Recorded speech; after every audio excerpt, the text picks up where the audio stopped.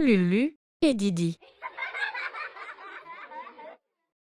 Le loup et l'agneau.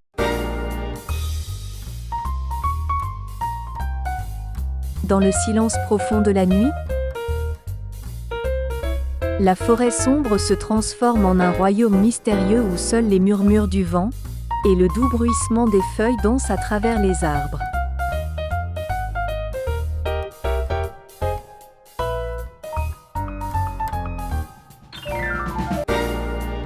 La lueur argentée de la lune se faufile à travers le feuillage dense, créant des ombres mouvantes qui semblent danser au rythme d'une mélodie invisible.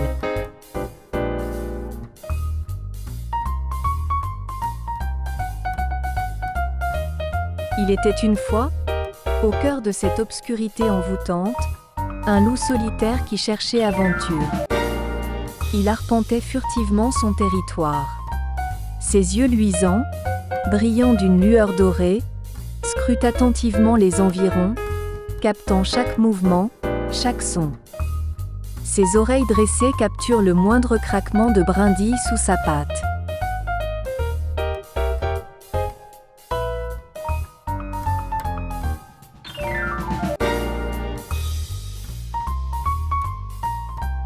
Tandis que son museau hume l'air, détectant les fragrances lointaines des signes de vie. Dans les bois, la nuit offre au loup une toile de fond parfaite pour ses escapades nocturnes. Ses pas silencieux, et presque imperceptibles, lui permettent de se déplacer avec une grâce féline à travers les sous-bois touffus.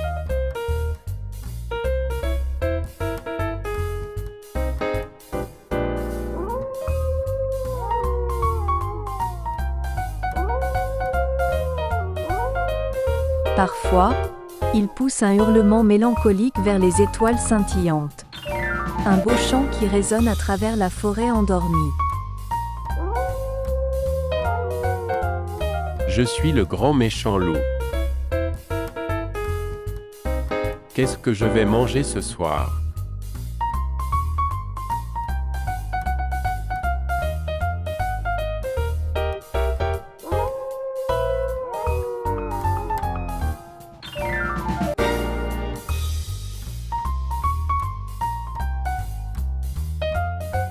Le loup était le seul maître de la forêt, il était grand et fort.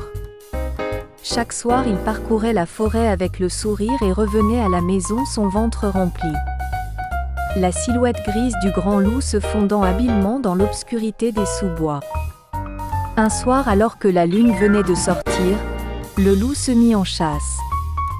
Son estomac grognant de faim, il se fraya un chemin à travers les buissons épais. Ses sens aiguisés en alerte à la moindre odeur ou son suspect. Soudain, il entendit un doux bêlement, une voix innocente portée par le vent.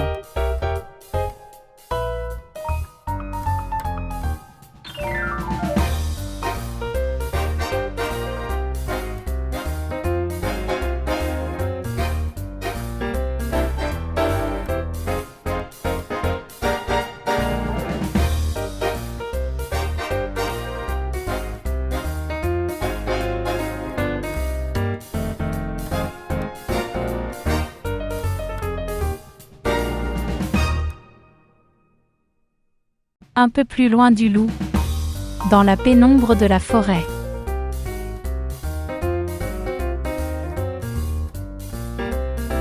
Alors que le crépuscule enveloppe lentement la nature dans son manteau sombre,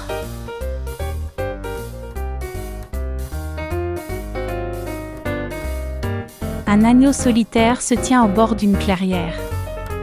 Sa laine blanche brille faiblement sous la faible lueur du croissant de lune.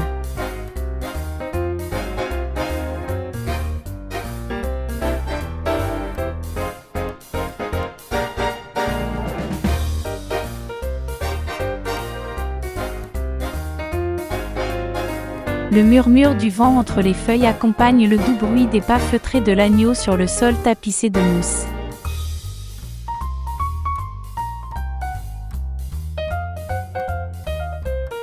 Il avance avec prudence. avec une vigilance aiguisée par les mystères nocturnes de la nature.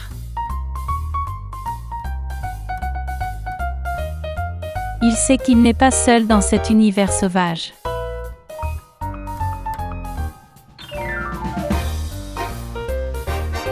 Des frissons d'excitation parcourant son échine, il se fond dans le paysage nocturne, il avance doucement.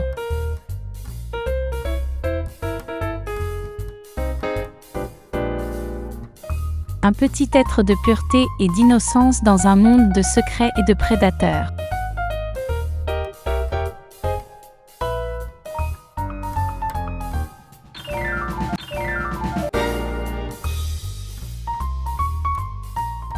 À travers les bruissements des feuilles et les murmures de la nature endormie, il perçoit le chant lointain d'un ruisseau, un murmure mélodieux qui guide ses pas.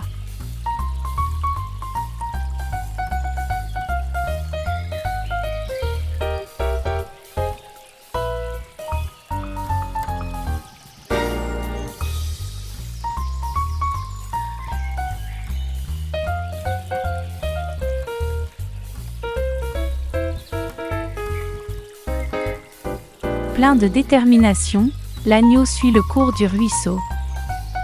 Ses sabots délicats foulant le sol humide et moussu, la lueur argentée de l'eau scintille entre les ombres des arbres, attirant l'agneau vers sa source rafraîchissante.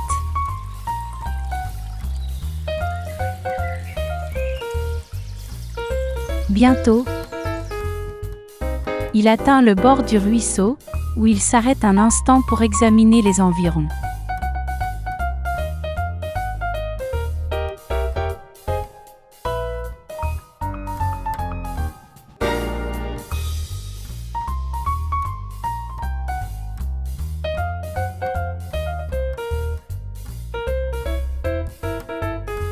L'agneau plonge son museau dans le ruisseau. Ses lèvres pressées contre la surface fraîche de l'eau, il savoure chaque gorgée. Sentant la fraîcheur apaiser sa soif et revigorer son corps. Dans le calme de la nuit naissante, l'agneau se laisse bercer par le doux murmure du ruisseau.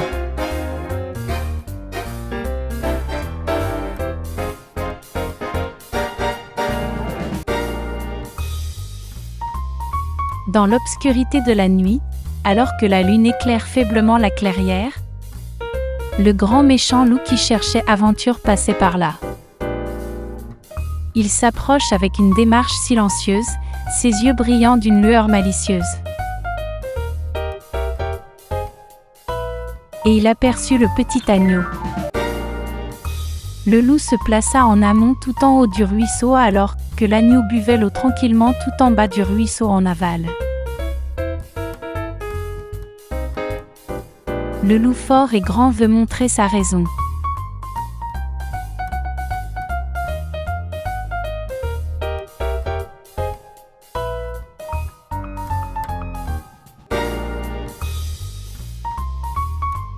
Et dit : Bonjour cher agneau. Comment vas-tu aujourd'hui ? Bonjour monsieur le loup. Je vais bien, merci et vous ? Bon, je vais comme je peux. Mais voyez-vous, je me sens un peu affamé en ce moment. Ah bon ? Je suis désolée d'entendre ça. J'espère que vous trouverez quelque chose à manger bientôt.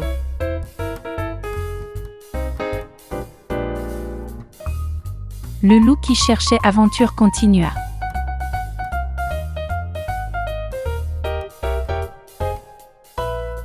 Mais pourquoi troubles-tu l'eau que je suis en train de boire ?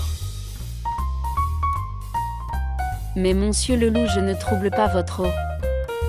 Comment pourrais-je troubler l'eau que vous buvez, pendant que vous buvez l'eau, tout en haut en amont, et que moi je suis tout en bas en aval ?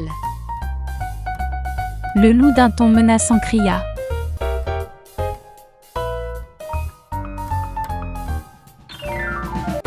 Bon. Aujourd'hui oui je vois que tu bois tout en bas mais ton frère hier a troublé l'eau. Parce qu'il a bu de l'eau tout en haut. Et si c'est pas ton frère c'est peut-être ton cousin qui a fait ça. Ah bon ? Je regrette, monsieur le loup, d'entendre ça. Je vous demande pardon. Monsieur le loup, je vous en prie, ne me faites pas de mal. Je suis innocent et sans défense. Eh bien, vous savez, je ne peux m'empêcher de remarquer que vous êtes là, seul et sans défense. Je me demande si vous seriez disposé à me tenir compagnie pour un petit moment. Je crains que cela ne soit pas une bonne idée, monsieur le loup. Monsieur le loup, ce n'est pas moi qui a troublé l'eau et je n'étais pas encore né. Je ne connais ni de cousin ni de frère qui a pu troubler votre eau. Eh bien, puisque vous refusez de coopérer, je n'ai pas d'autre choix que de vous considérer comme un repas pour ce que votre frère ou votre cousin a fait. Comment je sais si c'est pas toi? De toute façon, je dois te punir. Je suis le plus fort, j'ai toujours raison. L'agneau tente de s'enfuir.